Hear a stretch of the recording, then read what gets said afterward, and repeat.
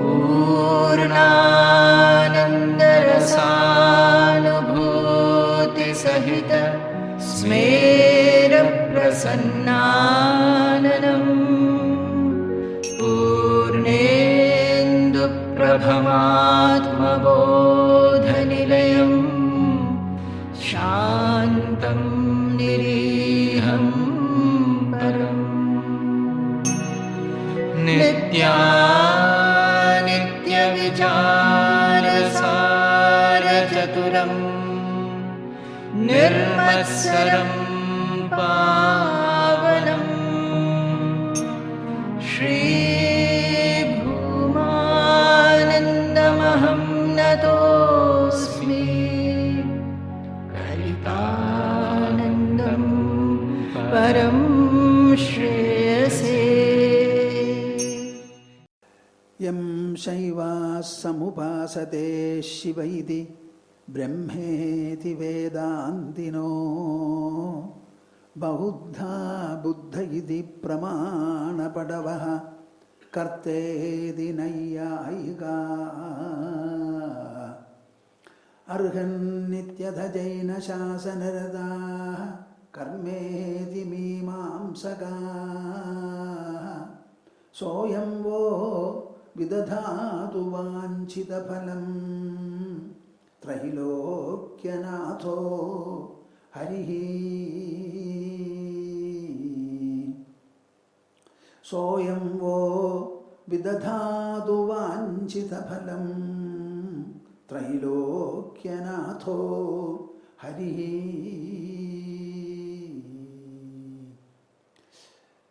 The meaning of the last line of this invocation is this: may the Supreme Reality, spoken of differently by different names of God, fulfill the genuine wishes of all of you. I think it is a benediction which all of you will like. I will recite that line once more. Soyam vo vidadhadu vanchita phalam त्रैलोक्यनाथो हरिः मदीय हृदयाकाशे सदानन्दमयो गुरुः उदेतु सततं सम्यक् अज्ञानतिमिरारुणः.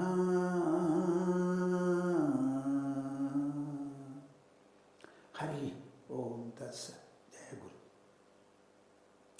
In all our sessions, I started with a chorus recitation of the auspicious monosyllable Om, Omkara, 3 times by all of us.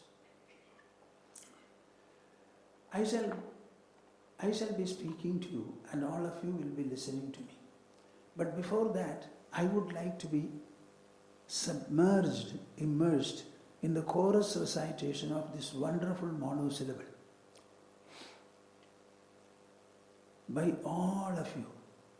While reciting and producing this chorus sounds, I would like you to have a thought, an imagination, a creative thought, deliberate thinking, that this recitation, the sound, should not merely permeate this hall and Petalinjaya and Kuala Lumpur. It should permeate and go beyond the boundaries of Malaysia to engulf the entire globe and spread its benedictory vibrational influence so that all the creatures, beings, particularly the human beings, will have the salutary effect and they will have peace, welfare and solidarity. This kind of a thought projection, an expansional thought process, is possible only for the human beings, none else. That is our greatness. It is to understand this that all of you have come here taking a 2-day holiday, having decided to focus your sole attention on the subject that we are going to discuss in this workshop. It is not a discussion. You are going to imbibe the subject, its worth, its profundity and message. which will remain as a great resource in your life. While reciting this Omkara, I would like you not to be shy or reluctant. It is producing a sound. Instead of shouting, you are producing a very calculated and sublime voice. It is a wonderful expression coming from the heart and the brain. It has the power to increase the longevity of your heart, apart from other influences, psycho-intellectual in character. I would like you to interlock your fingers and put them on your lap. All of you take your position in such a manner that you will be looking at me straight so that you will not strain your neck. After interlocking your fingers and putting them on your lap, sit comfortably erect. I don't want you to strain in the process. Close your eyes. Close your eyes. And then open the heart and your mouth. Then join me. 3 times. I know how many people are seated before me. So the voice I hear should be proportionate to the number of people here. So I would like you to have a full-throated application in this voice. Harihi, Harihi, Harihi. Join me together.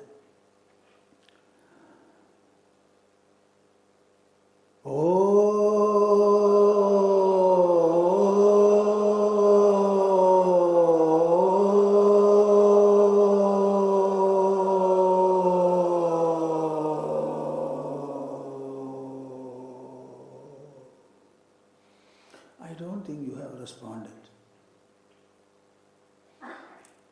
I don't feel encouraged. Come out. Your forefathers will be greatly pleased, and the coming generations will also express a lot of gratitude for you for having imbibed this wonderful spiritual culture as a part of your life. So, come. Hari.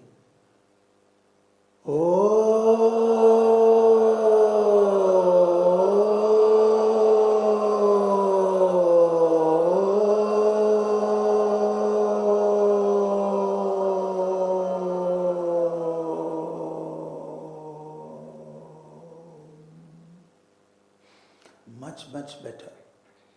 But bring the best now, the last.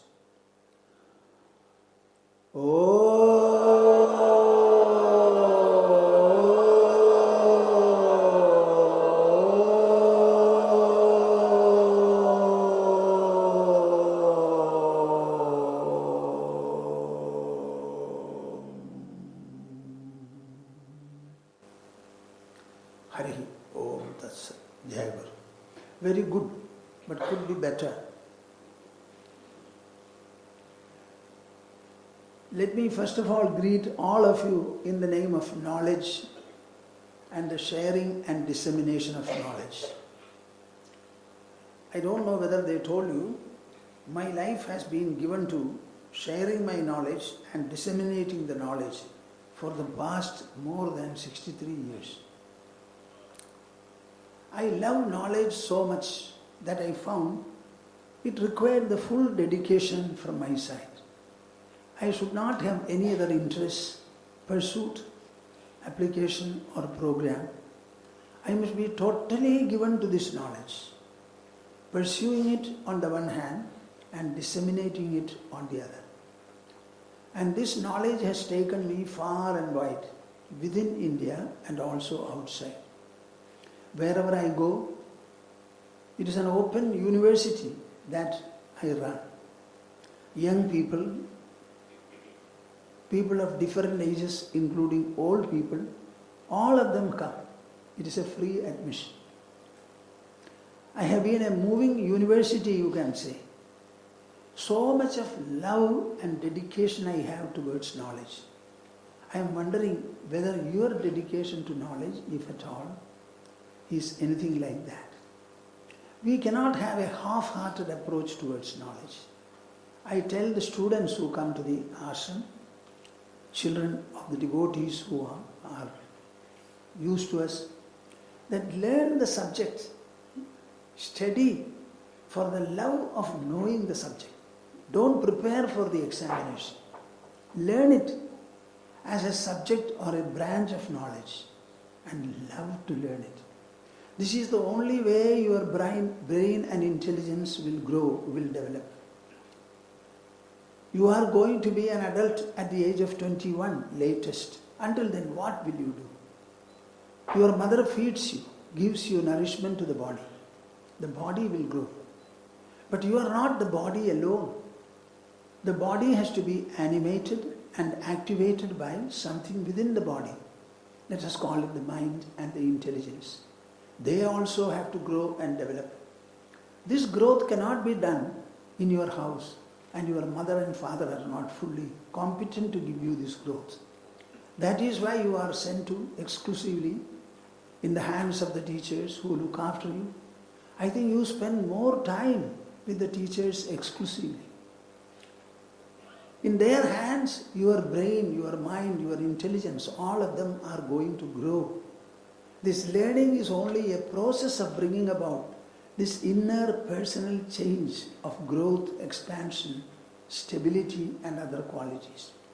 So learn the subject, try to know it. You may need it or may not do it. In our educational career, you will find you are exposed to a number of subjects in the school stages. As you go up higher and higher, there is a process of elimination. By the time you learn masters, only 1 or 2 subjects will be there. And when you conduct a research, it will be a single subject. But it is necessary for the growth of our personality, inner personality. So I think knowledge requires a lot of dedication, wholeheartedness, integrity, application. A lot of tenacity is required for it. You should not think I am forced to learn. I have an opportunity to learn. The mother of a child in London, Aditya, his name, I wanted to see the progress reports from his school. He has completed 5 years of education and he is going to the 6th. Almost all of the progress reports I read, and I was so happy and fascinated. I have never seen such progress reports in the hands of our Indian teachers. How beautifully they have analyzed the child, and they have written very encouragingly on the one hand, but very critically also. Where is the area in which the child has to apply himself definitely and specifically? Such wonderful education. They tell the parents up to the age of, up to the 5th class, never interfere in his education. Don't tell the child to learn. We will look after his learning. Give him food and nourishment and ask him to sleep. This is what the teachers say. No homework is given at all. And in the school also, there are trees and other things. They climb the trees, they do this, they do that. Can you imagine? It is something, an eye-opener for everybody. I think our countries, Asian countries, have to grow a lot in the matter of understanding the role of education, the content of education, the mission of education, the message of education. If you make the student interested in a subject, he will automatically start learning. The teachers come and start speaking mathematics, right from the beginning. What is this mathematics? What is this history? What is this sociology? Where is its relevance in human life? Unless the children are made to think, evaluate matters in themselves. You think that they are not intelligent. They are not at all. It's not at all correct. They are. But you should speak in their level and their language. So I have been able to look at this knowledge in this manner. Knowledge is a coordinate of human intelligence and human life. We cannot avoid it. We cannot suspend it. We cannot dismiss it. We cannot distance it from us. And we have to evaluate it and give the creditable position that knowledge deserves in our country. So I greet you all in the name of knowledge and its consistent pursuit in human life. Till the last breath, you can still be a knowledge seeker. and a knowledge pursuer, last breath of your life. Take interest in life, interest in the world. The world is the greatest book of knowledge. Open your eyes, inner eyes, and try to learn. This is the background with which I am going to talk to you. The subject for our discussion is Vedanta for excellence in life. A copy of the list of the participants with their brief descriptions was given to me. I went through it and I find 95 or more percentage of the participants are speaking only about Vedanta. Nobody has referred to excellence in life. What is the interest which makes you come to participate in this workshop? The answer is, we are interested in knowledge. We want to know about Vedas. We want to know about Vedanta. I want to know more. I want to know about Hinduism. All this kind of an answer. So what shall I talk to you? Shall I talk to you about Vedanta, your pet subject, and give you an exposure on that, or something else? First of all, let me tell you, you have come here to be exposed to a branch of knowledge, a very vital branch of knowledge. One is Vedanta on the one hand, another is successfulness in life. So we want you to be successful in your life. And for that purpose, we also want you necessarily and inevitably to know what Vedanta is. This is our purpose. Now it should become your purpose also. Then we meet and jointly walk. In any field or process of exposition, I would like to remind you that there are 5 phases. One is the exposition by the exponent. Say, we are here as speakers looking at you and we are speaking. Our speech will be possible and effective only when there is a participation from your side in the form of reception. So you should be attentive and attuned to what the exponent presents before you. Am I clear? So it is a bilateral affair.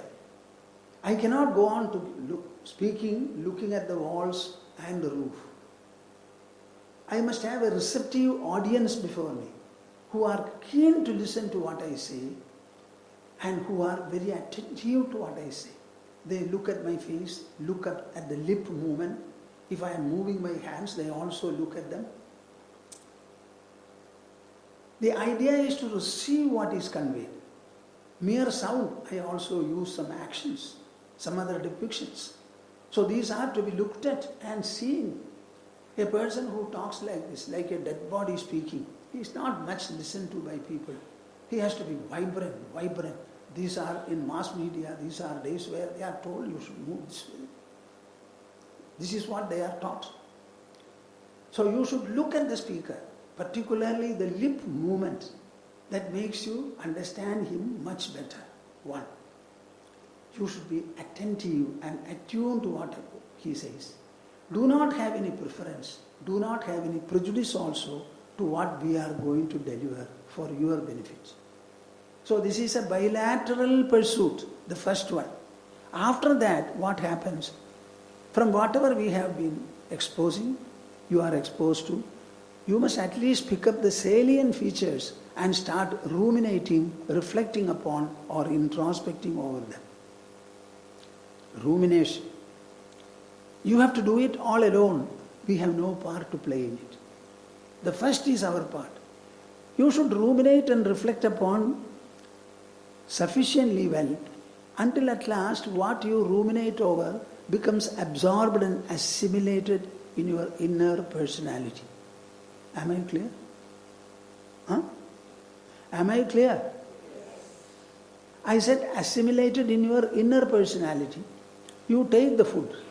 The food passes through the alimentary canal. By the peristaltic movement of the intestine, so much of absorption, assimilation takes place. And in the course of about 3 to 4 hours, the majority of the food that you have taken quantitatively, it gets absorbed into the bloodstream and the remaining affair goes away. So there is a process of assimilation even in the matter of food and nourishment. In the same manner, there is a process of assimilation in the knowledge inputs that you receive also.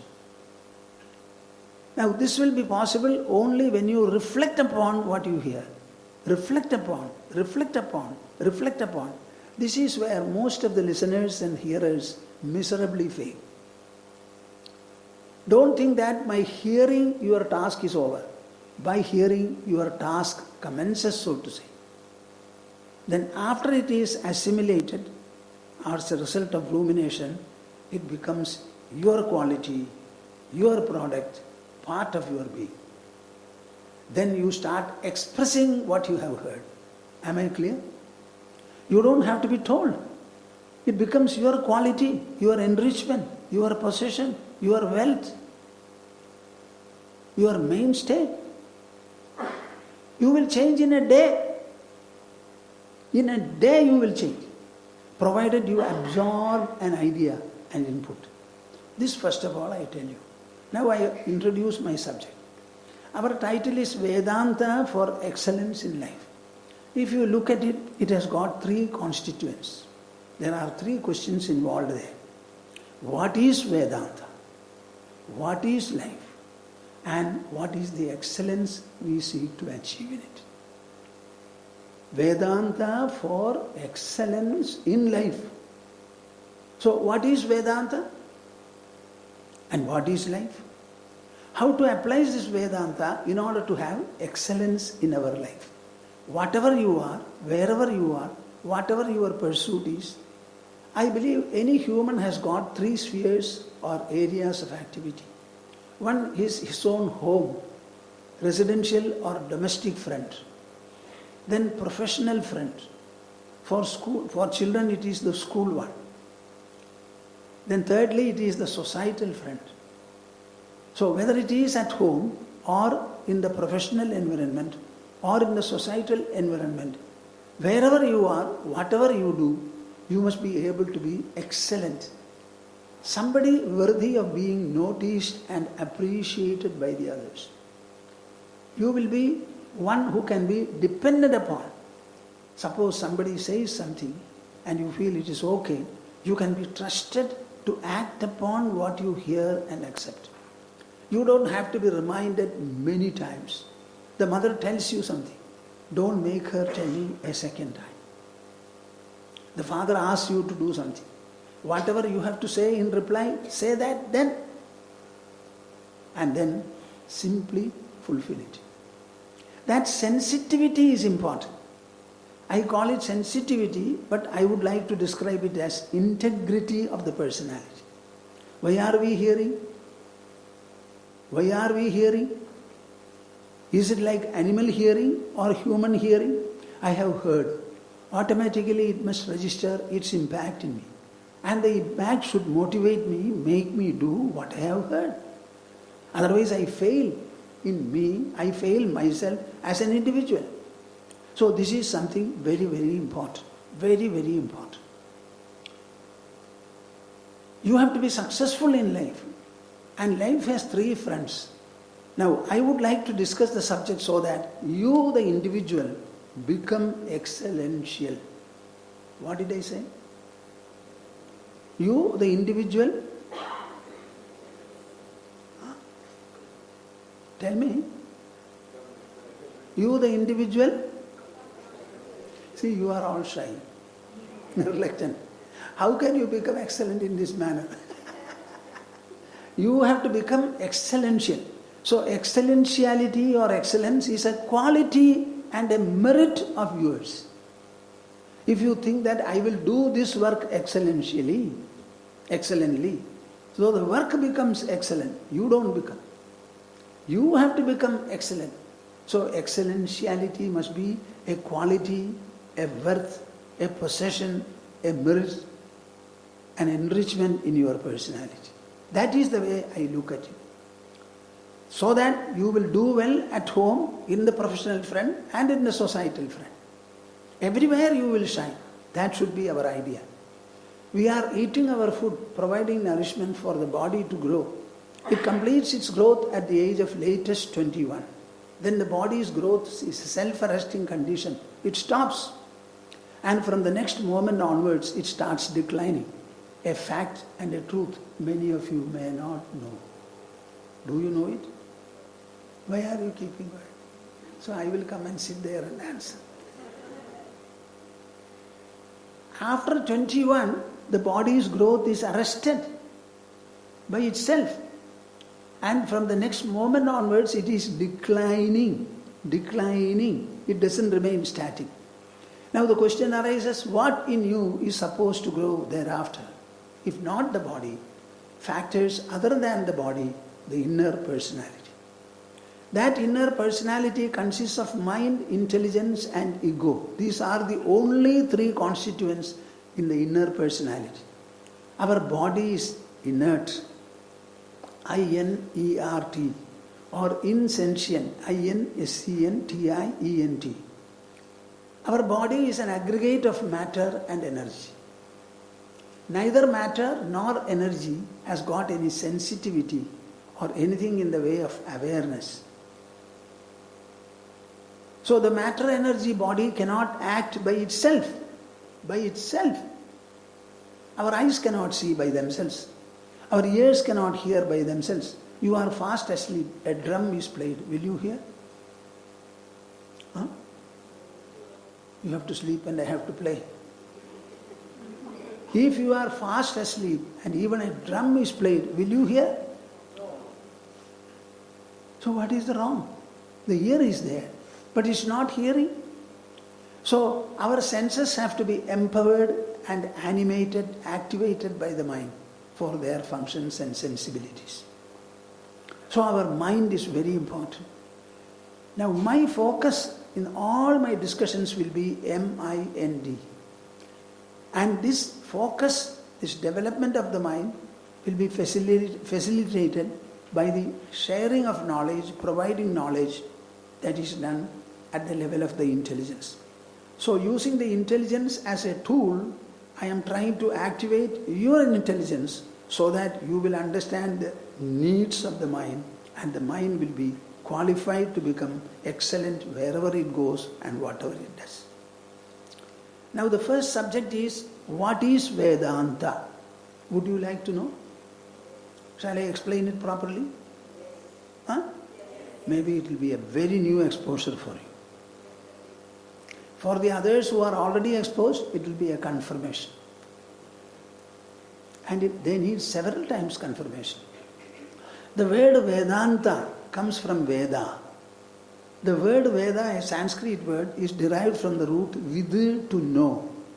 So the entire Vedas are a treasure house, a repository of knowledge. In that knowledge treasure, it's an extensive knowledge. Vedanta means the end portion of that knowledge. The end portion. The end portion of Vedas.